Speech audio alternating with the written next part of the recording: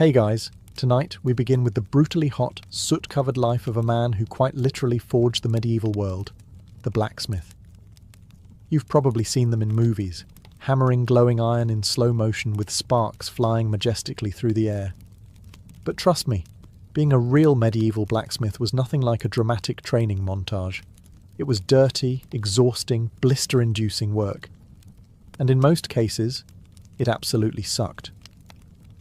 So before you get comfortable, take a moment to like the video and subscribe, but only if you genuinely enjoy what I do here. And let me know in the comments where you're tuning in from and what time it is for you. It's always fascinating to see who's joining us from around the world. Now, dim the lights, maybe turn on a fan for that soft background hum, and let's ease into tonight's journey together. You were born into the noble, soot-covered lineage of medieval blacksmiths. No crowns, no land, no fancy titles. Just the family forge, anvil-shaped blisters, and the scent of roasted iron baked into your baby blanket. From the moment you can walk without tripping into the fire pit, you're expected to help.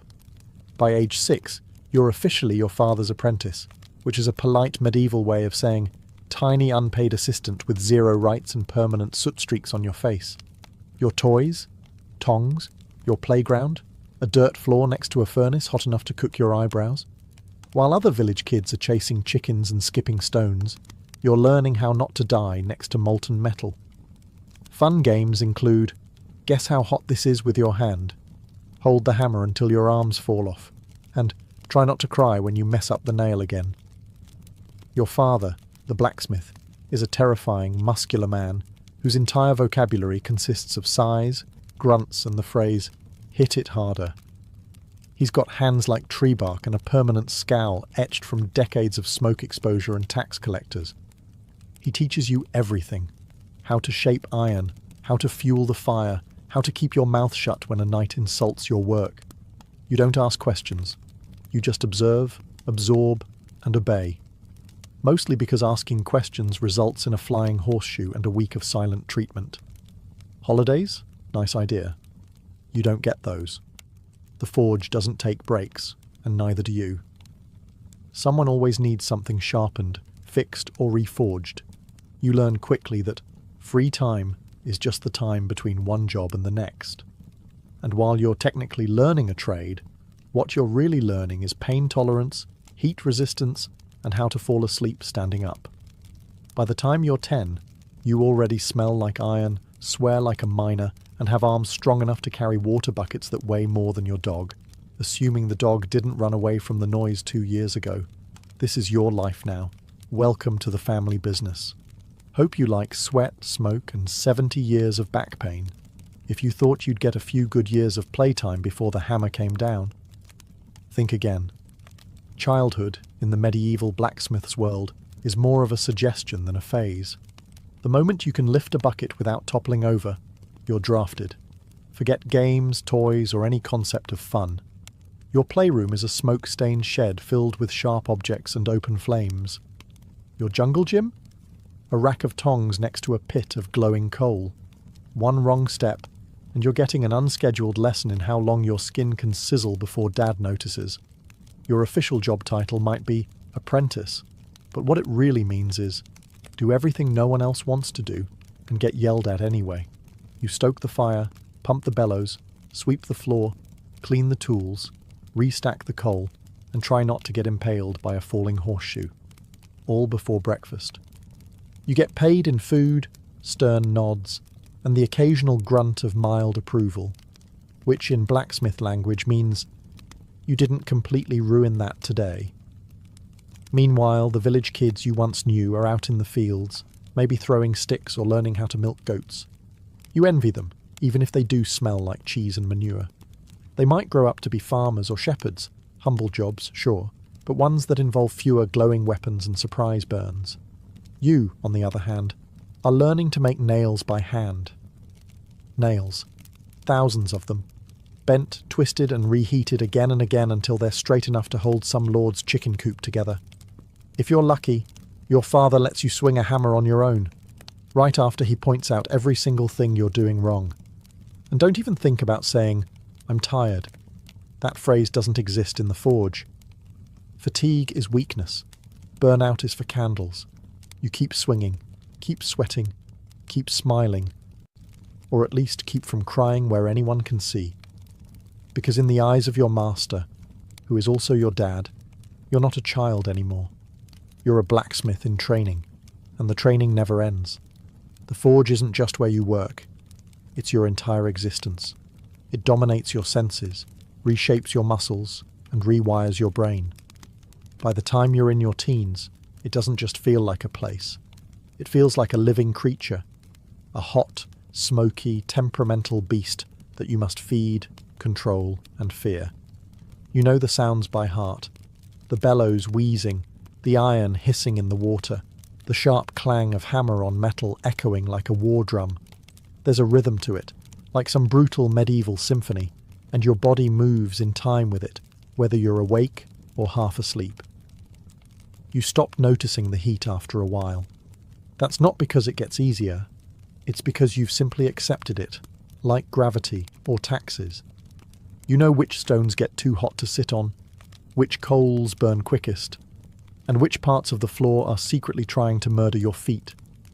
Your skin darkens from smoke, not sun. Your clothes, the same soot-stained tunic and leather apron you wear every day, smell like a mix of scorched wool, grease and desperation. You don't own many things, but you do own this forge. Not on paper, mind you. Your father still technically runs it, but in practice, it owns you. You start to forget what silence sounds like. The hiss, the clang, the crackle, it's constant. When the forge does go quiet, it's almost unsettling. You find yourself twitching like you're missing a beat in a song you've been forced to memorize since childhood. Your friends, assuming you've kept any, barely see you. He's probably at the forge becomes your default status. You're not a blacksmith. You are the forge. A two-legged extension of fire and steel. And strangely, a part of you starts to love it. Not the burns, not the blisters, but the feeling when the shape finally comes out right. When the horseshoe fits. When the blade gleams. When the metal bends to your will. For a moment, you're not just a kid covered in soot. You're a creator, a crafter, a necessary gear in the medieval machine. Then the moment passes, the next order arrives, and the fire roars again. Time to get back to work. By the time your friends are just starting to grow into their teenage limbs, yours already feel like they've been through a siege. While they're getting taller and stronger, you're getting stooped, scarred and stiff. Your arms are thick, but not in a heroic knight lifting a sword way, more like teenager who's been repeatedly attacked by anvils. Your back? A tragedy, hunched from hauling metal and leaning over the forge for hours a day. Your knees? They creak when you crouch. Your shoulders pop every time you lift a hammer, which is every few seconds. So now that's just part of your personal soundtrack. And your hands? Let's talk about your hands. You used to have fingers. Now you have iron-tipped claws. They're blistered, cracked and stained with soot so deep, even the Nile couldn't wash it off. Cuts are common, burns are daily, and your fingernails? Half of them are permanently blackened or missing. When someone offers you bread, you hold it with the same delicacy you'd use to cradle a hedgehog made of glass, because every knuckle already feels like it's been cursed. There's no such thing as recovery time. Pull a muscle, keep working. Twist your wrist, use the other one. The forge doesn't care that your elbow is screaming. Iron doesn't wait politely while you rest. And let's not forget sleep. You'd think with a day full of hammering and hauling, you'd pass out easily. But no. Your muscles ache so bad you can't lie still. Your ears are still ringing from 10 hours of clanging. And your arms twitch with phantom swings like you're sparring ghosts in your dreams. You ache in places you didn't know could ache. You smell like pain. Even your pain has pain. And what does your father say about this? Good. You're learning. In a strange way, you are. You're not growing despite the pain. You're growing because of it. You're being hardened like the very metal you work, shaped by heat, pressure, and repetition. But make no mistake, by the time you hit adulthood, Your body feels like it already lived 2 lives and died halfway through both. And the worst part? You're just getting started. In most jobs, smoke is a problem. In your job, it's a co-worker, and a particularly rude one. The forge isn't just hot, it's a choking chamber, and every breath you take comes seasoned with the fine aroma of coal dust, scorched metal, ash, and regret. If you can see clearly more than 6 feet ahead, congratulations. Someone forgot to light the fire. There's no chimney, just a hole in the roof that leaks more smoke in than it lets out. You try opening a window. There is no window. Just soot-black walls, your father's coughing, and the occasional gust of wind that blows everything into your eyes anyway. Your lungs? Let's just say they've entered a long-term toxic relationship with smoke. At first, it burns. Then it irritates. Then one day, it just becomes normal. Coughing fits. Part of the rhythm. Black mucus. Not ideal, but hey, at least it's consistent. You've reached the point where clean air feels suspicious. Even your voice changes. You start sounding like a 60-year-old goat farmer who drinks boiling tar. Words are scratchier, breaths are shorter, and your throat always feels like it's hosting a dust storm. But you keep working, because you have to. And it's not just the smoke from the fire. There's metal dust from grinding, oil fumes from quenching, and sometimes burnt leather, charred wood, or whatever unfortunate material just dropped into the coals. You've probably inhaled 3 different types of poison before noon. Protective gear?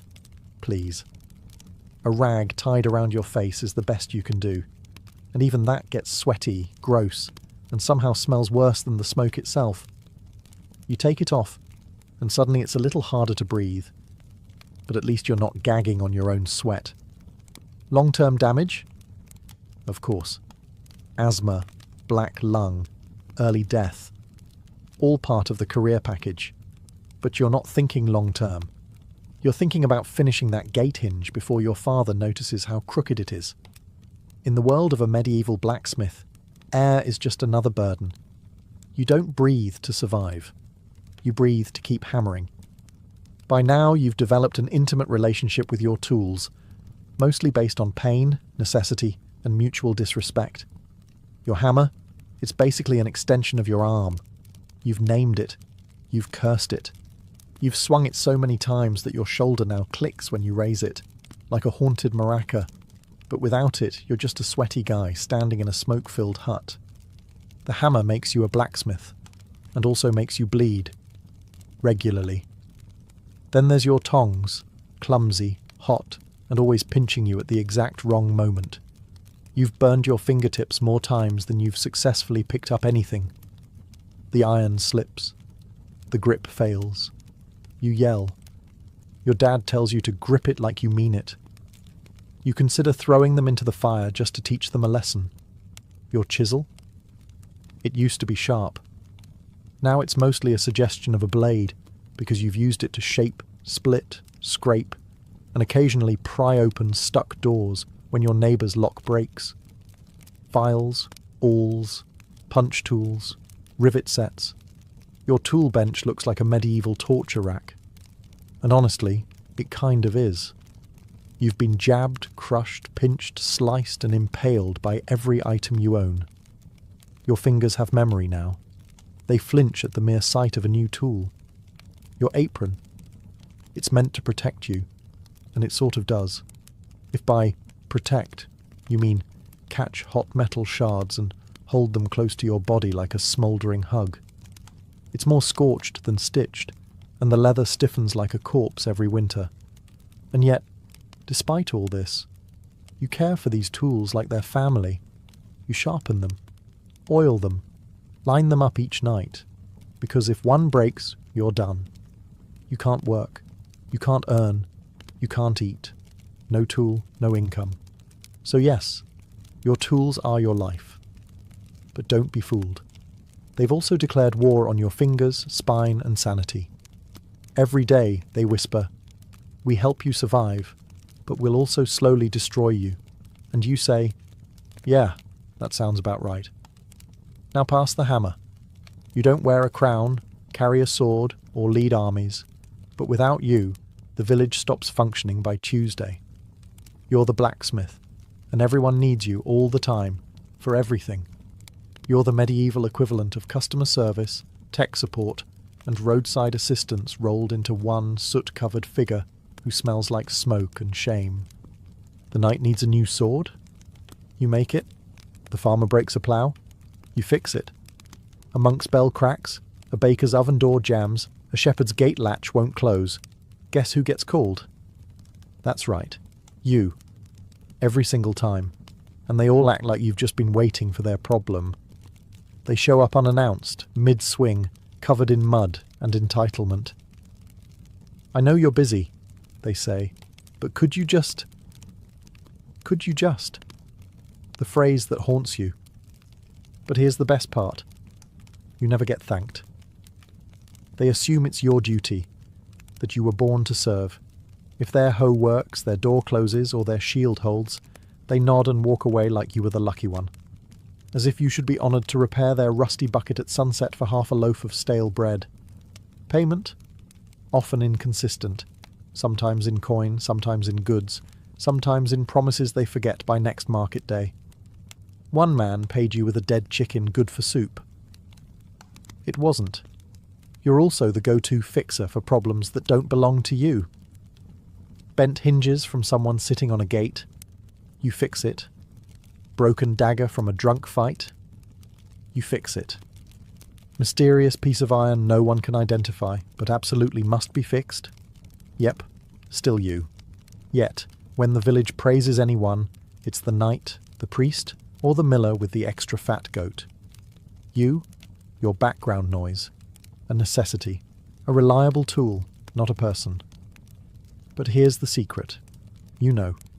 You know they couldn't last a week without your work. Their fields would stall, their homes would fall apart, their horses would limp. And while they may not sing songs about you, their entire world is quietly held together by your hands. You'd think peace would be good news. No raiders, no bandits, no screaming noblemen demanding a new sword by sundown. But for you, peace is terrible for business. Because you, the blacksmith, may work on ploughs and hinges, but what really pays the bills is war. When there's fighting, everyone needs you. Weapons, armour, arrowheads by the hundreds. Even horseshoes wear down faster under the weight of panicked cavalry charges. You're flooded with work, the forge burns brighter, the coins roll in. You may be exhausted, but your belly is full, and your debt to the alehouse, momentarily forgotten. But then the war ends. The local lord declares a truce, the knights stop marching, and suddenly your orders vanish. No more swords, no more helmets, just a farmer asking if you can sharpen a sickle, and maybe accept 3 onions as payment. And sure, you can make household goods, cauldrons, door handles, cooking spits. But there's not much profit in it. Everyone wants you to work like a wizard, but they want to pay you like a stable boy. You become a negotiator, a beggar, and a merchant all at once, haggling for decent wages like your forge is a stall at market, and don't even think about raising your prices. People look at you like you just cursed their cow. But you're just hammering metal, they say, as if molten iron bends itself into shape while singing church hymns. You start to miss the chaos. Not the blood, not the burning villages, but the steady flow of orders, the purpose, the rush. When knights lined up outside your forge with dented shields and coin purses ready, you mattered. Now, you're making keys for locked doors no one locks, patching pots that should have been thrown out, and fixing tools so old they belong in a museum, not a field. Peace, for everyone else, means safety and rest. For you, it means economic anxiety and hunger. And deep down, though you'd never say it out loud, part of you whispers, wouldn't mind a small skirmish. Just a little one. Maybe a minor border dispute. Because when swords break, you eat. Some jobs have an end, a clear finish line, a task completed, followed by rest, applause, or at least a warm bowl of stew. Blacksmithing is not one of those jobs. Your work is never done. Not today, not tomorrow, not even in your dreams. You fix one thing, and 3 more break. Patch a gate hinge? The wheel falls off the cart. Finish a batch of nails? Someone shows up demanding 10 more. But longer this time, and also, I can't pay you until harvest. You rise before the sun and go to sleep long after it disappears behind the trees. And even then, your brain keeps hammering. You dream of bellows, sparks, and that one customer who still owes you a half-dozen eggs and a thank you. Even the quick jobs never are. A villager walks in holding a mangled rake. It just needs a little fixing, they say. But you know. That's 2 hours of reshaping, reheating, hammering, and nodding politely as they ask, "Is it ready yet?" every 5 minutes. And just when you think you can finally sit, maybe drink something that isn't lukewarm and smoky, your apprentice comes running. The farrier's ill. You need to shoe the horse. Of course you do, because you're the blacksmith. And around here, blacksmith means everyone else's last resort. The forge demands attention constantly.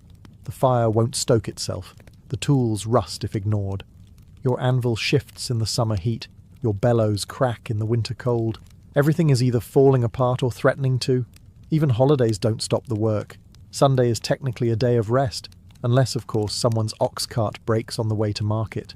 Then suddenly, you're in your apron, half awake, praying the priest doesn't walk by while you're hammering on the Lord's day. You don't keep a to-do list. That implies there's a point when it'll all be crossed off. There isn't. Because blacksmithing isn't a job. It's a cycle. Work, fix, repeat. Until your body gives out, or your hammer does. And the worst part, you kind of love it. You'd think that pounding hot iron all day would earn you at least 2 things, a good meal and a solid night's sleep. Wrong. In the life of a medieval blacksmith, food and rest aren't guaranteed. They're luxuries, like clean water or polite customers. Let's talk food first. You work from sunup to sundown, burning calories like a runaway horse. And what do you get? A piece of coarse bread, a bowl of cold pottage that might contain yesterday's turnip, and maybe, a bit of salted pork if it's a special day, which it isn't. You eat standing up, one hand still clutching tongs, the other shielding your food from the forge's ash. Meals are rushed. Conversations are grunts. And if someone knocks on the door mid-bite because their latch is stuck, guess what? That stew's going cold. You don't eat to enjoy. You eat to survive. Fuel in, hammer out. Now let's talk sleep, or the cruel parody of it. When you finally crawl into bed, your hands are throbbing. Your back feels like it lost a bar fight. And your ears are still ringing from a full day of iron symphonies. Your bed? A straw-stuffed sack that's either too lumpy, too flat, or full of mysterious crawling things. Your blanket? A scorched wool sheet that smells faintly of forge smoke, old ale, and regret. And just as your eyes are closing, your brain remembers that order you forgot to finish. Or that hinge that cracked weird. Or the payment you still haven't received for that wagon wheel 3 weeks ago. Sleep becomes a negotiation. You lie awake, tossing, turning, calculating how long you can delay repairs without someone banging on your door at dawn. And don't forget the midnight surprises. Someone's horse throws a shoe, a storm rips a door off its hinges, or a noble's sword urgently needs sharpening before a hunt. Because obviously, you don't need rest. You learn to survive on scraps and snatches, stolen bites, half naps, and sheer stubbornness. Because in your world, productivity comes before nourishment, deadlines before dozing. Food and sleep aren't breaks from the job. They're intermissions between hammer swings. You'll eat when you can, sleep when you're allowed, and hope the fire doesn't go out while you're dreaming. There was a time when your hands were soft. Once. Long ago. Maybe as a child. Now, they're ruined. Your fingers have become tools themselves. Stiff, swollen, cracked, and calloused to the point where they barely feel anything except when it hurts. You can't hold a quill. You can barely lace your own boots. But you can grab red-hot tongs with the casual confidence of someone who's been burned so often, pain has lost its meaning. Every joint in your hands pops when you move. Your knuckles look like they've been mugged by a hammer. Your palms are a map of blisters, old, new, layered like tree rings. Need to figure out what season it is? Just check the blister count. More than 5. It's summer. You've lost fingernails. More than once. Some came off clean. Others didn't. You once crushed your thumb so badly it turned black for 2 weeks. You didn't stop working. You just switched hands and grunted more than usual. Cuts are constant. Sometimes it's a chipped edge. Sometimes a file bites you. Sometimes the iron fights back. Every week something leaks blood. You wrap it in a scrap of cloth, curse under your breath, and keep working. Worse still are the burns. Some are mild, little reminders that iron doesn't forgive. Others are worse, the kind that sizzle, bubble, and leave scars that tell their own stories. You've branded yourself more times than a cattle farmer, and at this point, you're not even mad about it. You're just used to it. Your grip strength is the only thing that's improved. You can crush walnuts like they owe you money. But dexterity, that's gone. You drop things. Your fingers shake when cold. You're 30 and have the hands of a 70-year-old knight who lost 3 wars and now plays tavern dice for soup. But despite it all, these hands are what keep you alive. They shape swords, fix hinges, and hold the hammer that holds your reputation. They hurt constantly, but they work. Because in this life, it doesn't matter how broken your body is, as long as you can still swing. Let's be honest, you don't smell great. Actually, you haven't smelled clean since you were 5. The moment you became your father's apprentice, your personal fragrance took a permanent turn toward unwashed ashtray mixed with burnt bacon and desperation. Welcome to blacksmith life, where no matter how hard you scrub, you smell like fire. Forever. The forge burns all day, and so do you. The smoke seeps into your clothes, your hair, your skin. Your sweat doesn't even smell like regular sweat anymore. It's more like smoked meat left out during a warm spring. You could bathe, in theory. But baths are rare, water is cold, and you're working 6 days a week, covered in soot, grease, and coal dust, before the sun's even fully up. So what's the point? You'd be filthy again by breakfast. Your clothes are no help. You wear the same singed tunic and scorched leather apron every day. They haven't been truly clean since the last festival, and even then, someone spilled ale on them before noon. Now, they just sort of hang on your body like a protective layer of hardened funk. You try perfume? Forget it. It lasts 10 minutes before the forge eats it alive. Flowers wilt near you. Bread goes stale faster. Cats hiss when you pass. And the worst part? People notice. You walk into the tavern and the crowd parts like the Red Sea. The innkeeper already knows to seat you in the corner, near a window if possible. Not out of courtesy, but survival. No one wants to share a bench with the human embodiment of a burnt fence post. Still, you take it in stride. A little shame is better than going unnoticed. You're known. People say, "That's the blacksmith," with a mix of respect and nasal discomfort. You may not be the most charming man in town, but you're definitely the most aromatic. Besides, smelling like fire means you've been working. Smelling like iron means you've been crafting. And smelling like sweat-soaked leather dipped in soot and regret? Well, that just means you're a professional. You didn't choose this life. The forge chose you, through your father's calloused hands, and the iron expectations passed down like a rusty heirloom. And now, you're doing the same. Your son doesn't play with wooden swords or run wild through the fields. He fetches coal, pumps the bellows, holds the tongs steady while sparks rain down and you mutter, "Don't flinch."